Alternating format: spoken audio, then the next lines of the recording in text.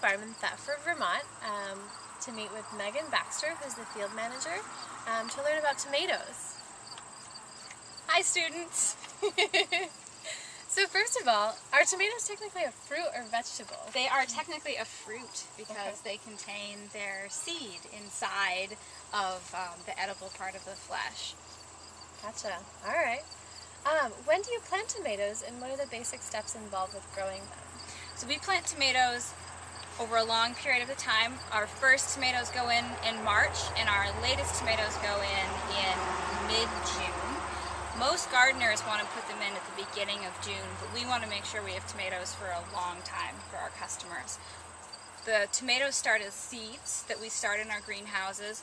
When the plants are about this big, we transplant them into a larger pot. We let them get even bigger in that pot, and then we plant them out either in a hoop house like these saladette tomatoes or out in the field. And that just involves really just digging a hole like you would at home, putting the plant in, watering it in, and then trellising it on these big wires to keep the plant upright.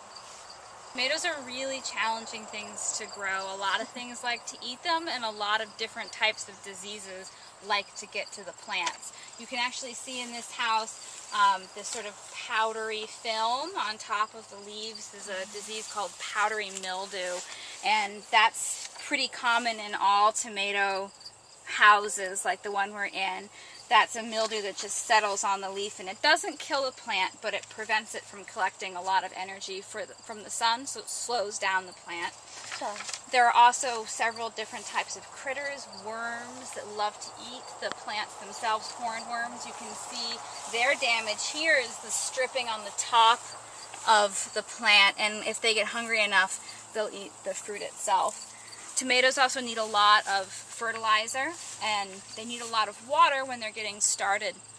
But once they have a lot of fruit on them, like these guys, you actually don't want to give them too much water because it'll make the fruit less sweet.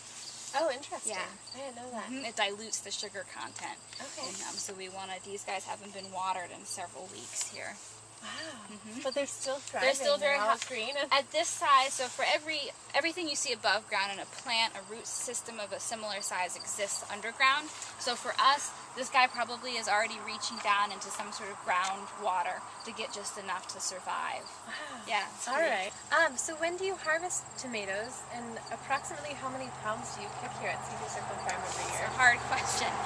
So we harvest tomatoes when it's about a month and a half, 2 months after they first go in the ground.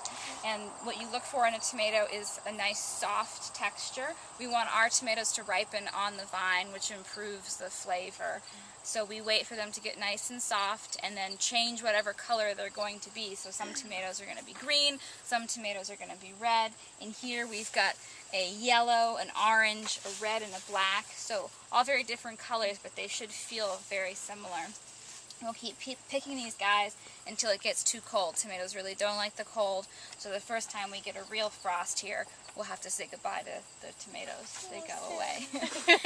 And in terms of weight, today we probably harvested about 1,200 pounds of tomatoes. So I'd say for a whole year, we're probably looking around 25,000 pounds possibly, including cherry tomatoes and these guys which we sell in quart containers. So we do a lot of tomatoes. So you already talked about this a little bit. Know that tomatoes aren't always red.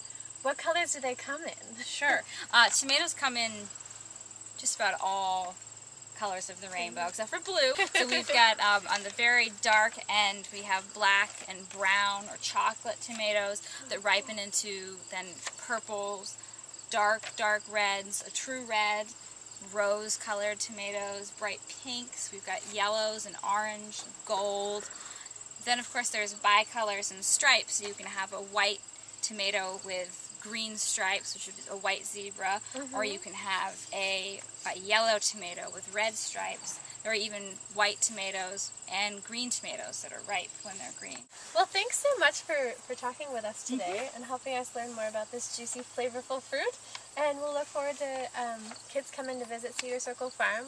They have educational tours and all sorts of school visits that you can participate in. So, thanks. Thank you. See you Bye-bye. next time.